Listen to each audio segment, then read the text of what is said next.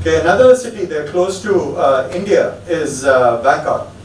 Bangkok has been the capital of Thailand, and in Thailand there is huge primacy. Okay, almost all the population, like a large population of the a large percentage of the urban population of the country of Thailand is in Bangkok. And Bangkok has been the capital of Thailand for over 200 years. It has a lot of people, 7 million people. Density is very high, 3,600 per square kilometers, very high density. And of the urban population in the country, 70% of the urban population in Bangkok of Thailand was in Bangkok 20 years ago. In other words, rest of the country is almost rural. Almost, 75-80%, probably 75-80% of the population of the country is in Bangkok. And when that happens, as you see in the last point, most of the chemist stores in Thailand are in Bangkok. Half the doctors are in Bangkok. 75% of all the people with a car are in Bangkok. Okay, and that's not good. It's very bad for the rest of the country that all these amenities and facilities are in Bangkok. I'm sure that most of the educational institutions in the country are in Bangkok because of its primacy. And the country hasn't done much to change that. I don't know why, maybe they're doing it now. What happens from primacy is that there's lots of congestion in the primate city. Lots of traffic congestion because you have diseconomies of scale.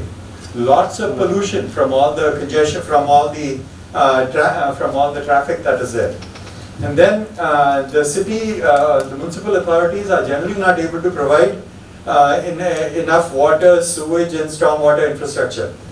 The market and government is not able to provide enough housing, of good quality at reasonable price, because the urban population is so high and it's growing so fast. And this is the problem with all primate cities, okay? Not just Bangkok, this is the problem with all primate cities. Likewise, there is lots of poverty, homelessness, crime. Overall, what happens is there are lots of inefficiencies because there are diseconomies of scale. Remember we talked about economies and diseconomies yesterday, so there are huge diseconomies of scale. There are huge inequities because there are very few facilities and amenities, even both within the city and across the country.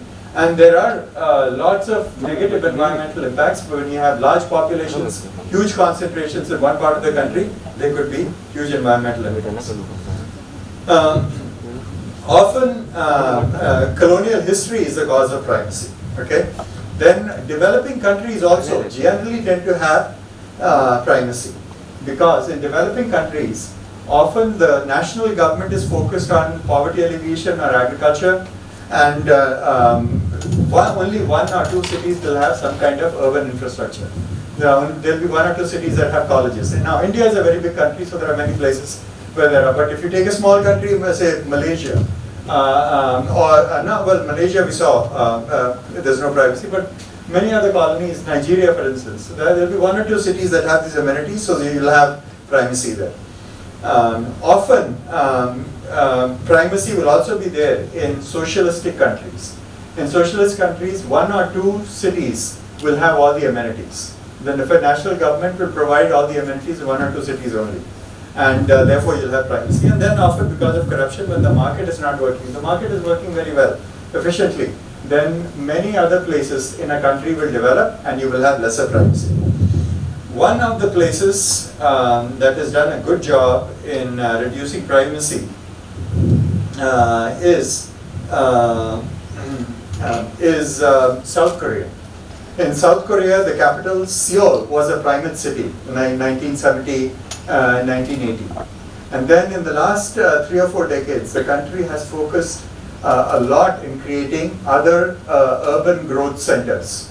Okay, and they, rather than investing in Seoul, they invested they built new universities, they built new airports, they built other kinds of amenities and facilities in other places. So now, Seoul is not such a big primate city in South Korea. I thought I had a graph on that, I'm missing the graph, but there is that information. If you look up South Korea, you will see how over time, from 1960 to 1980 or 1990, Seoul was a primate city and the graph was like Nigeria. And then, because of other development, because the government was investing in other places, the graph became like Malaysia's. You saw Malaysia's graph and you saw Nigeria's graph. South Korea went from like Nigeria's graph to became like Malaysia's graph. Okay, so governments recognize that primacy is a problem, and they resolve, trying to solve the problem. Okay, so let's take a break now, and I'm switching topics here, so I think this is a good time to take a break, 5-10 minute break, and then I'll talk about trends in economic development planning. Okay, so maybe a 10-minute break, and then we'll start again.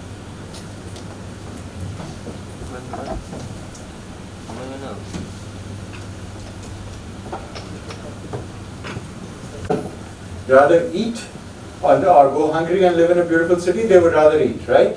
So which is why I'm focusing on economic development a little bit to balance out things generally in architecture and planning training, okay? So you get good training on design issues, but I just want to supplement that with some training on economic principles. And so generally cover two things, trends in economic development planning and the role of government in capitalistic markets. And in this one, I'm going to use many examples of how not to do economic development planning, primarily from the US context. Now you know that US is a very strong economy, but there are many mistakes that people in the US have made. And many countries in the world, the economy is trying, they're trying to expand their economy, and as they try to expand their economy, it's generally based on principles of capitalism, right? Like for India, for instance, till about 1992, India had a very closed, very socialistic economy. And even after India opened up the economy in 1992, till about 2015, 2016, there were very rigid 5-year plans that guided where economic development happened. But after 2015, 2016, the planning commissions were all changed, right? And so we haven't been doing economic development. It's not so centralized, and there is more input from markets, right? So there are different kinds of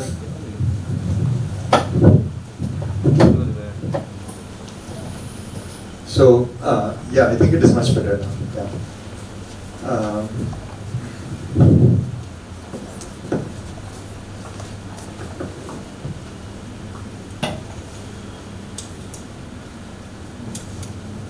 Okay. So,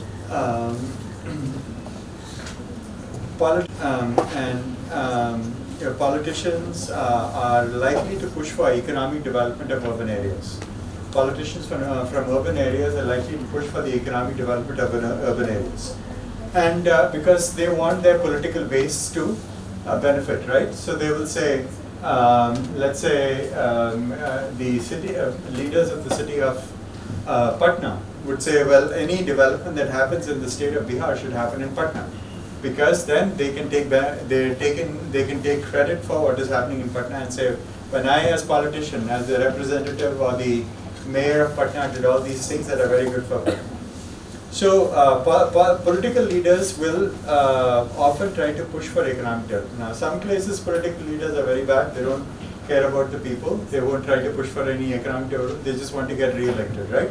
But most leaders, most elected leaders would try their best for some economic development of the areas that they represent in the state government or the national government. And there are very common strategies used for economic growth, okay?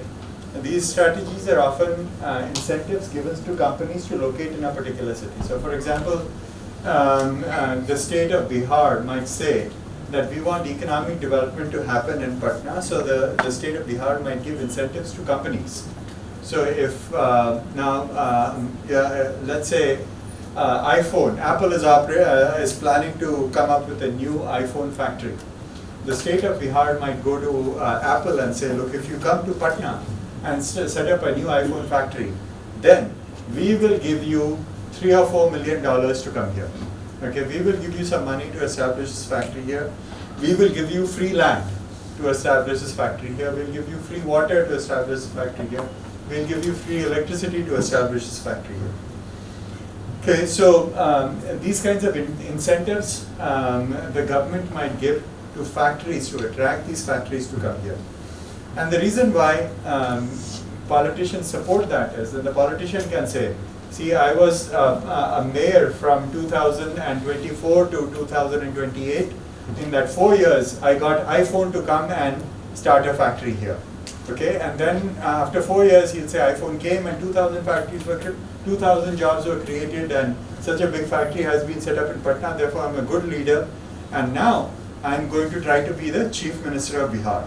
And he'll tell all the people that, all the voters, that because I did such a good job in Patna and got this iPhone factory here, you must allow me to become the chief, you must vote for me to become the Chief Minister of Bihar. Okay? So they will do that. This kind of strategy that often politicians use to attract people, attract companies to a city where their voters are. There is a name for this. It's called smokestack chasing. Okay, why smokestack? Generally, politicians are trying to get factories. Factories will have chimneys, smoke coming out of the chimneys, and if there are 3 or 4 chimneys, it's called a smokestack. So politicians often engage in smokestack chasing. And there are some benefits to it, but there are some negatives to it as well. So they are chasing these smokestacks. Politicians will go make some statements on why this is very good. Patna is very good, and therefore you should establish an iPhone factory. They'll go to, before the company executives and say, please come here and we'll give you all these things. And then finally they get this. iPhone factory comes to Patna, okay? And the city has given them free land, 100 acres of free land, promised them 10 years free water, 10 years free electricity, so that this factory comes here. And the factory often has lots of smoke coming out, okay? iPhone factory might not have, but some other factory might have lots of things. So you have attracted some jobs, but at the same time, the amount of pollution in the city has really gone up. And so therefore people's health is going down because of this new factory that you were successful in getting. And there are many strategies that have been tried in different countries to get factories to a particular city or to a particular state. And these are some of them. I know you guys are not into economic development so much, so I won't focus on these too much, but if you want to discuss, I'll discuss this later on, okay? Over lunch or something, I'll discuss this. But I'm going to give you an example of why smokestack chasing is not a good thing. It's how not to do economic development, okay? And as planners and policy makers, you guys will have the responsibility, you guys will have the opportunity to push back against politicians if you can, and when politicians come and engage in smokestack chasing. So I'm going to give you this example from BMW is a car company, right? It's a car company, and they were looking for establishing a new factory in a state called South Carolina in the US. Okay. Now, till the 1990s, most of car manufacturing in the US was done in 2 states called Michigan and Ohio. They are in the north center of the country. Okay, most of the Ford factory is there. Many of them, all the car companies used to be there. South Carolina is not near that. It's very, very far away. It's a distance between Delhi and Bangalore. Okay, and so all the concentration of car companies was in this northern states. BMW is a German car company, and they were thinking of setting up a new factory in the US, their first factory in the US. So generally when a company is setting up a first factory, they should go to where existing car manufacturing is happening. So they should go to these states where car manufacturing is happening, because they will get labor that has that is trained. And also all the supply chains, bringing all the material for manufacture of the cars, and all the infrastructure that is needed to assemble cars, all the infrastructure that is needed to take assemble cars and sell them different places, are all available in existing manufacturing centers. This state had never manufactured cars. Okay, so it's like saying, which are the major vehicle manufacturing places in India? I think it's Karnataka and Tamil Nadu, right? That's where vehicle manufacturing happens. But let's say BMW is coming to set up a factory in India, and Bihar says, set it up in Bihar. Okay, Bihar has never had car manufacturing, and BMW is considering coming to Bihar, and the politicians in Bihar are giving BMW so much of money to set up a factory in Bihar. Okay, so it's similar to that. South Carolina is not an industrial state, and does not have the skilled labor, has never manufactured cars. So that's what's happening here. So BMW said, over 5 years, we'll invest $645 million US in building up this infrastructure. We will create 5,400 high-paying jobs. But in exchange, you, the state, have to give us some discounts. Okay? And the state said, okay, we'll reduce your income tax. In US, I don't know if it's in India, the same as in India, but in US, states have an income tax also. Okay? In India, I don't think states have an income tax, but so the state said, we will reduce the state income tax for the company from 6.5% to 5%. That's a big incentive. Then the state said, we'll give you $145 million to help you set up the factory. So the total, BMW is providing 645. The state said, we'll give you $145 million, which works out to $25,000 per job generated they were giving to the company, okay, to bring the company here. Then, as part of that, the $155 million is $30 million to buy the land. The state is giving the company so much money to buy the land. The state is spending so much of money to make the roads for the project. The state is providing free housing in the state for company executives, okay, to attract the company. And then the state also expanded an airport to accommodate big jets that would come, so people can be here.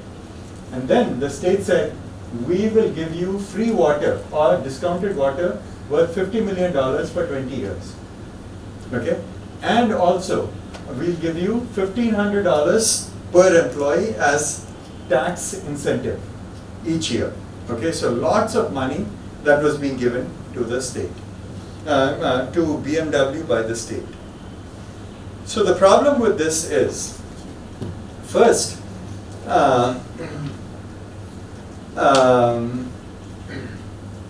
these kinds of incentives.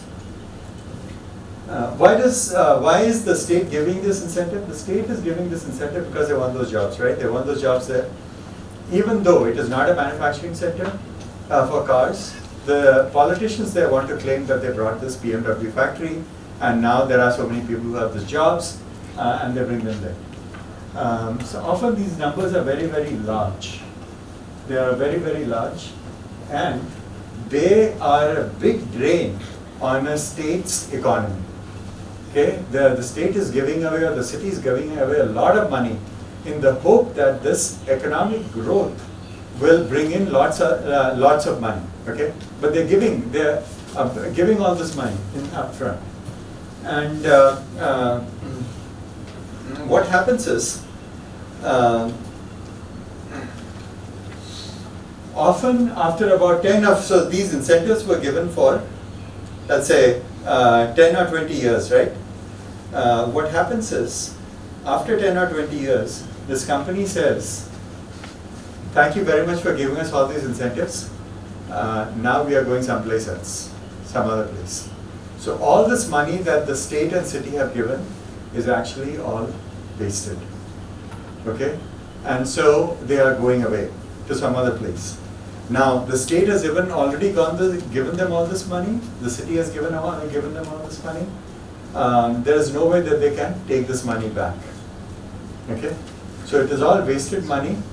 And generally what happens is the politicians know, when the politicians are giving this money, they know that after 10 or 15 years, this company might go.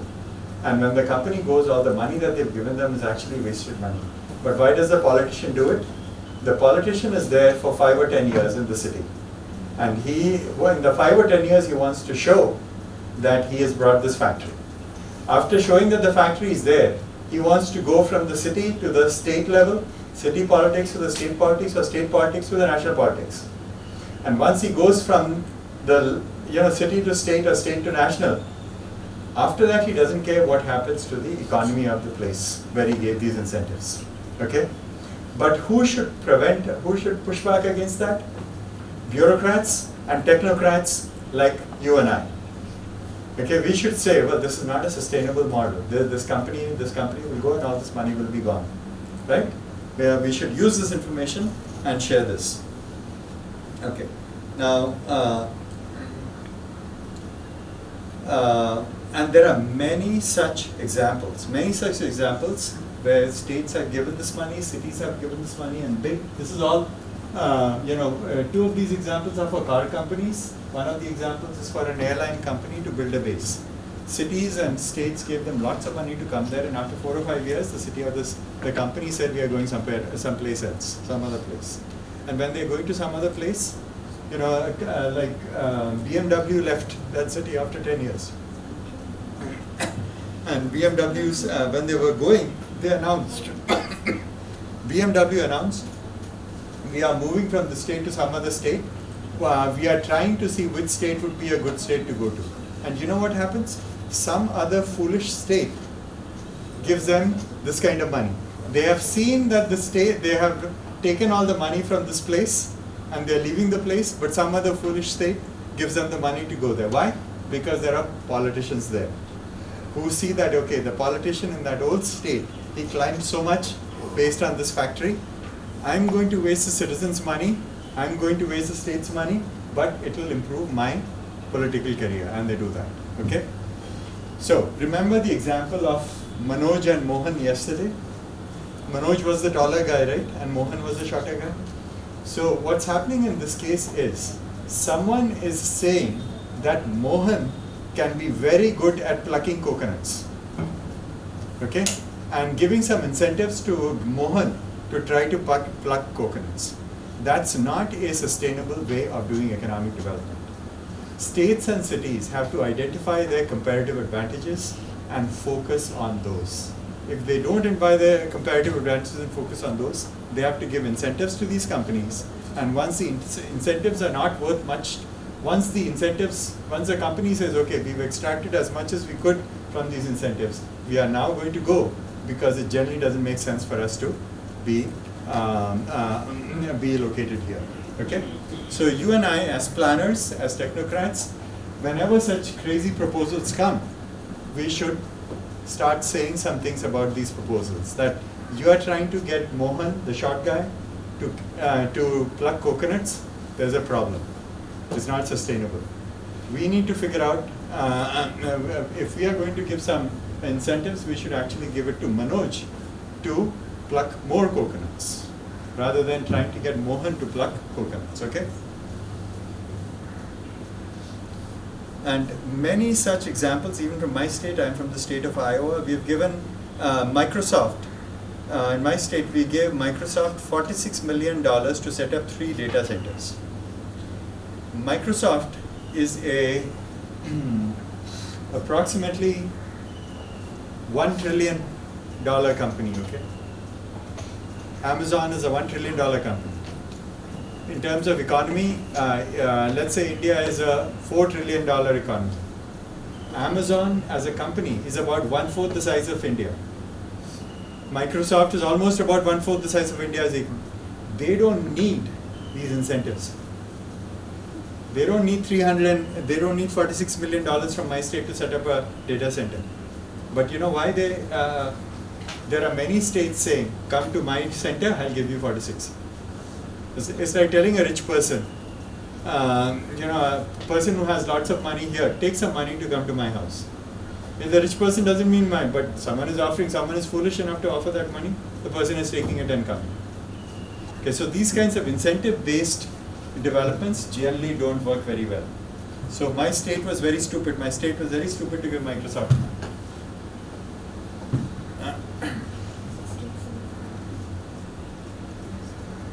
And actually I could go into some more details, but now the reason why, the economic reason why sometimes these things work out. Sometimes these things work out, okay, when you attract a company. Sometimes these work out. Once you bring a new car company like BMW into a state where there was no car manufacturing before, once you bring that in, it is possible that agglomeration economies develop. Remember we talked about agglomeration economies? So maybe there will be a new factory that makes only wheels for cars. And they will now locate in that state near the BMW factory, because they can take the wheels and send it to the BMW factory, but they can also make more wheels and send it to other car manufacturing companies in other parts of the country. And as they become bigger and bigger, scale economies develop. Agglomeration economies and scale economies develop. And as those economies develop, there will be more and more people who have jobs. And as more and more people have jobs, there will be lots more development happening. There will, as the population increases, that city where the factory is, it will start hitting threshold population for more goods and services. So more goods and services will be made available, and the population of the city would grow. And then the city will get some more municipal revenues. The city will be a much better place. There'll be more sales happening. Sales tax revenue will come from the city and the state. And all the money that the city invested in attracting these people, that money can be recouped. The city can make that money back in exchange for this economic development. But that happens in 1 in 20 or 1 in 25 cases. Okay? Generally, politicians are buying politicians are buying a lottery ticket with your money, with the citizens' money. They are buying a lottery ticket that costs 30, 40, 50, $100 million, so lakhs and lakhs of rupees, and hoping that this thing happens. But if it happens, good. If it doesn't happen, he's going to be gone. In the short term, he'll show that he got this factory here, and if it's successful and these things happen, he'll say that in the long term also this was so successful. Therefore, I'm such a great guy, and therefore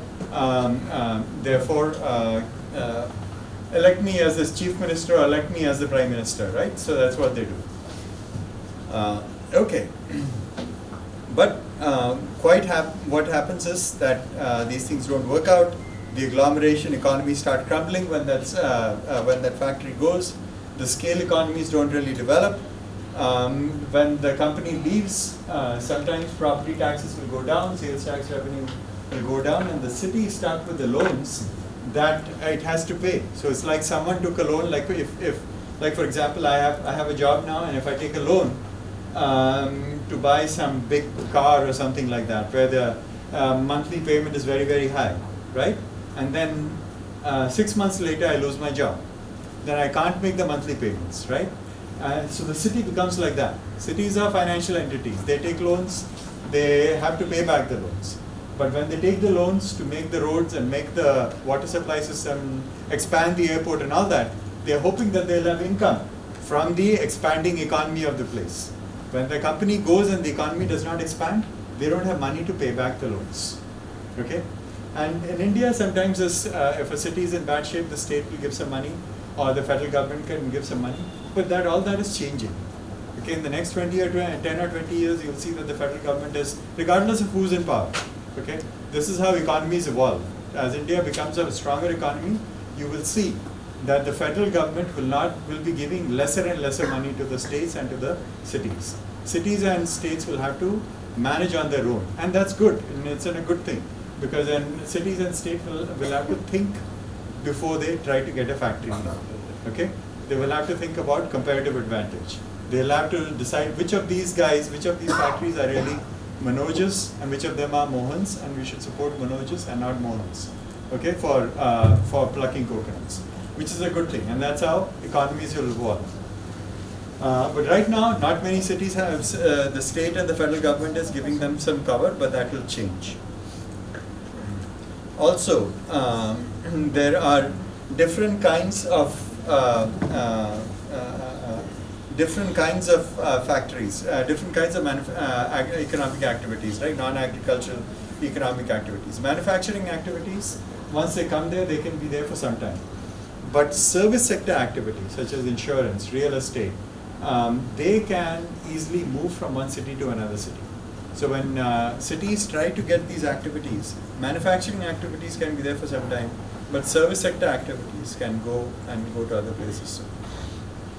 So, why do politicians champion or support smokestack chasing? There are immediate economic benefits.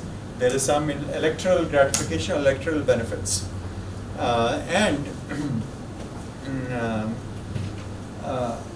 remember I shared the story about the creation of Silicon Valley? Was it yesterday or day before yesterday? Yesterday? It takes a long time to happen, 20, 30, 40 years. Politicians can't do it over 20 or 30 or 40 years, right? They want to do some immediate results, then they can show to people, and then they can move forward and progress in their political career. True sustainable economic development comes from either looking at the existing comparative advantages or creating Silicon Valley-like comparative advantages over a period of time. Okay, that's true sustainable economic development. And the readings that you had test these models out. I will ignore them because it's too econ friend. So, what is the role of government in local economic development? The role of a government, city government or a state government in local economic development is to correct market failure. Okay? Markets sometimes don't function well. Often markets will focus on giving money to Mohan to try to pick coconuts. Okay? Markets will try to do that. And so government should step in and say, you know what, markets, the economic market in the city or the state, don't try to give more money to Mohan. Instead, try to give more money to Manoj. Manoj is the one who's getting the coconuts, so let's try to give money to Manoj. So the role of local government is to correct market failure. One is that role. The second role of the government is to create sustainable economic development. Create conditions where over time comparative advantages would be developed. Like in Silicon Valley, it was two entrepreneurs, Hewlett and Packard. It does not have to be entrepreneurs like that. It could be the government that creates this environment. Over a period of time, it invests in certain kind of skill building. It provides certain kind of amenities. It provides certain kinds of services. So over a period of time, one area gets to be known as this really cool place for manufacturing, let's say, cars. Okay?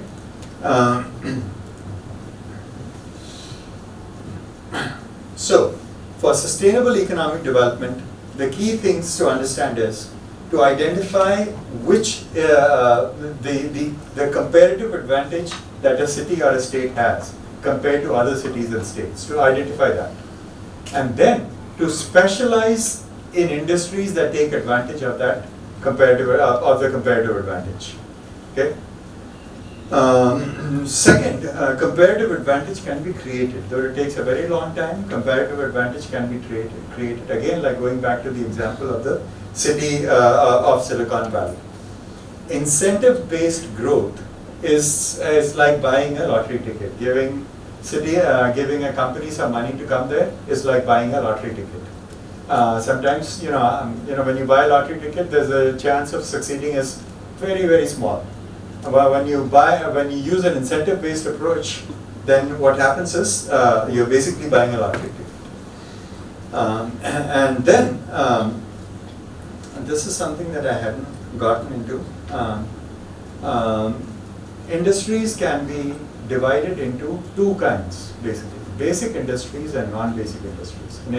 Basic activities and non-basic activities. Basic activities are activities that bring in money from outside, okay, the city. And non-basic activities are activities that do not bring in money from outside. So I'll give you an example. NIT is a big educational institution in Bihar, right? Yeah, and most people who are students at NIT, NIT Patna, are not necessarily from Patna.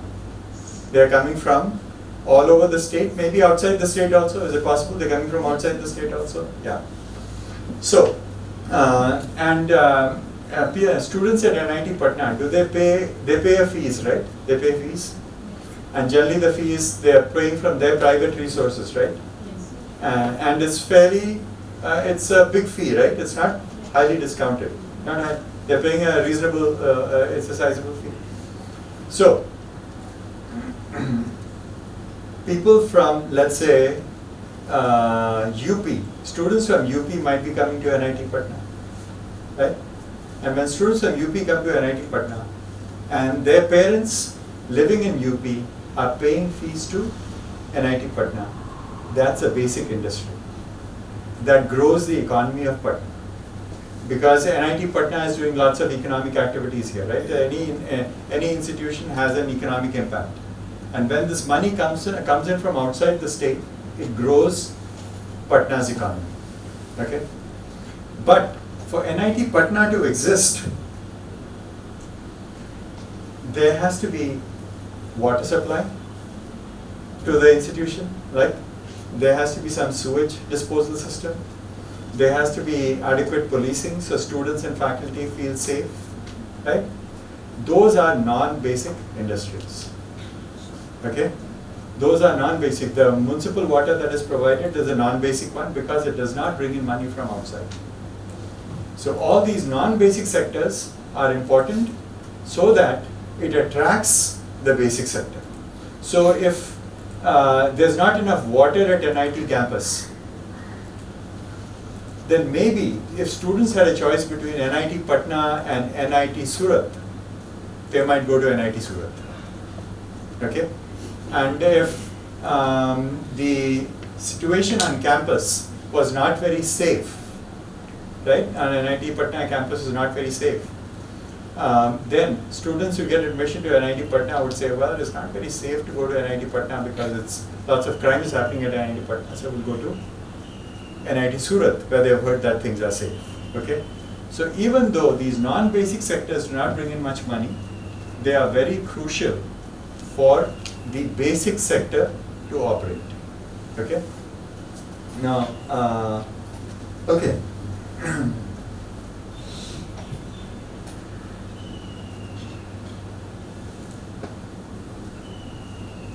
Now, to understand the local economy, there are a few things to look at, and maybe we'll, I'll just share this with you, and then after that we'll break for lunch, okay? So this is probably the last, one of the last things about economy. I know it's boring, but it's very crucial, so I'll just explain this last bit, and after that we'll take a break, and we probably will not get back to economics for a long, long time, okay?